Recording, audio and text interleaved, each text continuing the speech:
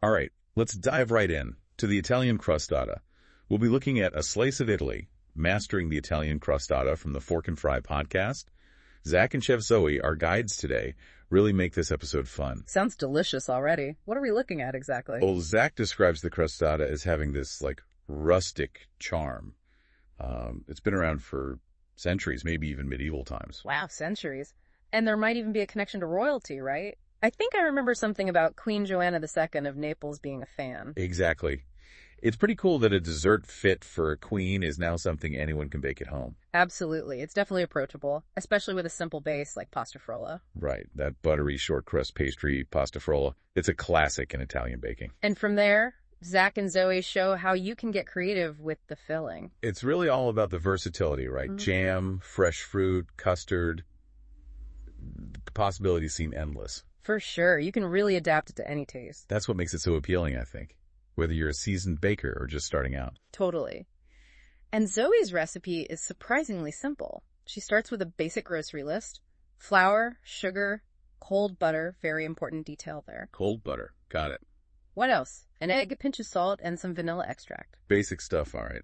I can already picture myself sneaking a taste of that dough. Me too.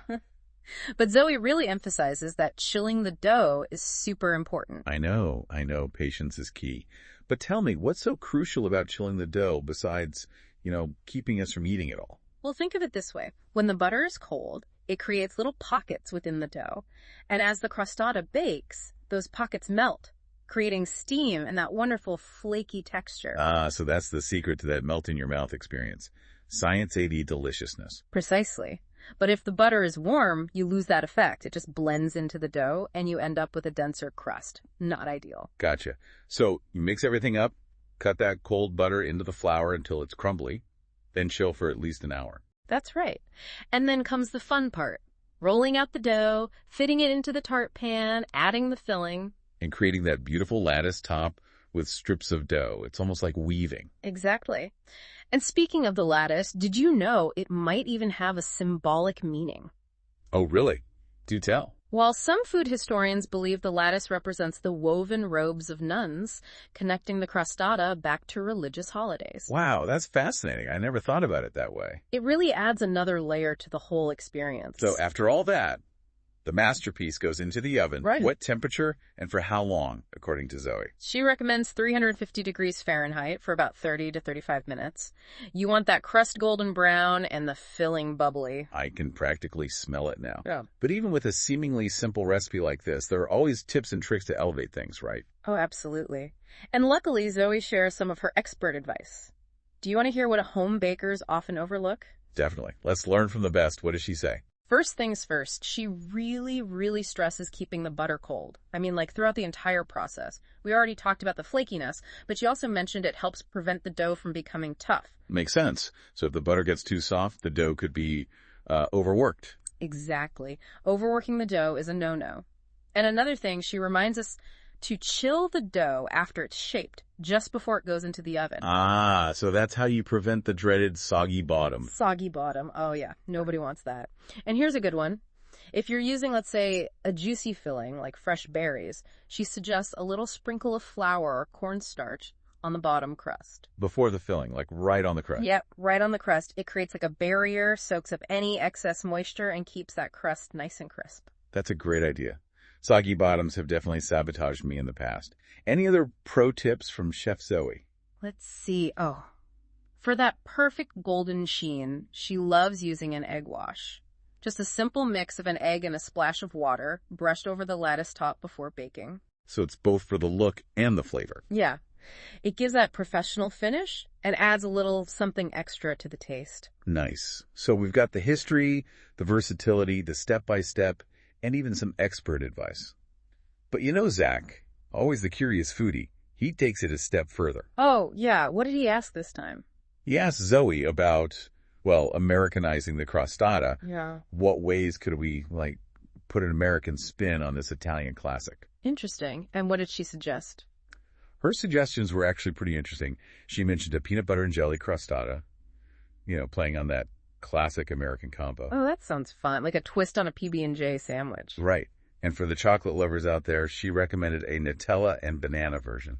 Nutella and banana, that's a winning combination for sure. Definitely. And she even had a 4th of July idea, a red, white, and blue version with peaches and blueberries. Wow, that's so creative. Using fruit to get that patriotic theme going. Yeah, pretty cool. But I have to say, part of me wonders if these variations are, straying a bit too far from the traditional Italian crostata. I see what you mean. It's great to experiment, but there's also something to be said for keeping the integrity of the classic recipe. Exactly. So, is a peanut butter and jelly crostata still a crostata, or is it something else entirely? That's a good question. It really makes you think about where the line is between tradition and innovation in food. Food for thought, literally. Yeah. So we've talked a lot about the technical aspects of making crostata, but what really stands out to you about this dessert? Is it the simplicity, the versatility, or maybe that connection to history and culture? For me, it's how the crostata embodies Italian hospitality. It's all about sharing, bringing people together around the table, enjoying those simple pleasures. I love that. It's not just about the food itself, it's about the experience. Absolutely. It's a connection to something deeper. And, Zac and Zoey really highlight this throughout the episode. The beauty of the crostata is in its imperfection. All right, it doesn't have to be perfectly symmetrical, perfectly decorated. It's that rustic charm that makes it special. It's a good reminder for all of us, really. Let go of that need for perfection and just enjoy the process of making something delicious, even if it's a little rough around the edges. Absolutely. Speaking of delicious, Zac and Zoey from Fork and Try have definitely inspired me to try my hand at this crostata. Me too. I can already picture that golden brown crust coming out of the oven. Oh yeah, and slicing into it, the filling just oozing out. All right, I'm officially craving a slice. But before we get lost in our crostata fantasies, let's recap what we've learned from this deep dive. So we started with the history. It could date back to medieval times, maybe even enjoyed by royalty. But despite its long history, it's still a pretty simple dessert. Anyone can make it at home. And we learned that the key to that perfect crust is all in the technique. Cold butter, chilled dough. And don't forget those expert tips from Chef Zoey, the cornstarch barrier for juicy fillings, the egg wash for that beautiful sheen. All great stuff. But beyond the technical side, we also explored what the crostata represents. Italian hospitality, embracing imperfection, the joy of sharing homemade food with loved ones. It's a dessert that feeds the soul as much as the stomach. Beautifully said. And as Zac and Zoey would say, don't forget to share your crostata creations with us. Right. We'd love to see what you all come up with. But before you go off on your baking adventures, we have one final thought to leave you with. Just imagine. Okay, so picture this. You've just taken this beautiful golden brown crostata out of the oven. And that amazing smell of buttery pastry and fruit is just filling the kitchen. Yeah, you can practically taste that sweet tart filling. Oh, I know, right? But instead of, putting it on a fancy platter, you grab some parchment paper, wrap it up carefully, and head outside. Ooh, where are we going with this crostata? Well, imagine this. A picnic blanket spread out under some trees, with the sunlight filtering through the leaves. Okay, that sounds pretty perfect. There's a nice breeze. Maybe you can hear some birds singing. And we're sharing this warm, rustic crostata with, people we love. Exactly. Friends, family, everyone gathered together, enjoying life's simple pleasures. Lots of laughter, stories being shared, memories being made. That's what the crostata is all about. It's not about being fancy or perfect, right? Not at all. It's about connection, warmth. Yeah. Sharing something homemade and heartfelt. So to all our listeners out there, we encourage you, go bake your own crostata. Don't worry about making it perfect. Just savor those flavors. Create your own memories with this classic Italian dessert. Happy baking, everyone. And that's it for our deep dive into the world of the crostata. Thanks for joining us.